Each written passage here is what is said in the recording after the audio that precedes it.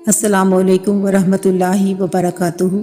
Islamic library studio YouTube channel پر سفر رمضان کی 16ویں نشست لے کر آپ کی خدمت میں حاضر ہیں۔ آج کا پہلا سوال ہے کہ فدیہ کسے کہتے ہیں؟ ایسا مسلمان مرد یا عورت جو بڑھاپے یا کسی ایسی بیماری جس کی وجہ سے روزہ رکھنے سے عاجز ہو اور یہ عجز دائمی ہو، ایسی صورت میں ہر روزہ کے بدلے میں ایک مسکین کو کھانا کھلانا فدیہ کہلاتا ہے، اور فدیہ میں فقراء کی تعداد شرط نہیں۔ قرآن حکیم میں اللہ تعالیٰ نے ارشاد فرمایا، اور جنہیں اس کی طاقت نہ ہو ان کے ذمے ایک مسکین کے کھانے کا بدلہ ہے، پھر جو کوئی اپنی خوشی سے زیادہ نیکی کرے تو وہ اس کے لیے بہتر ہے۔ آج کا دوسرا سوال ہے کہ کن صورتوں میں روزے کا فدیہ ادا کیا جائے؟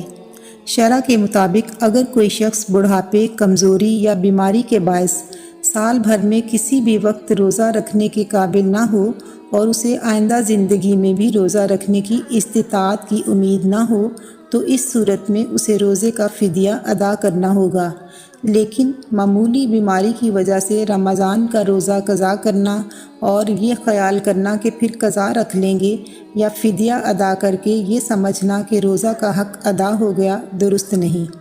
رمضان کا روزہ اسی صورت میں چھوڑے جب واقعی روزہ رکھنے کی سخت نہ ہو۔ تیسرا سوال ہے کہ روزے کا فدیہ کیا ہے؟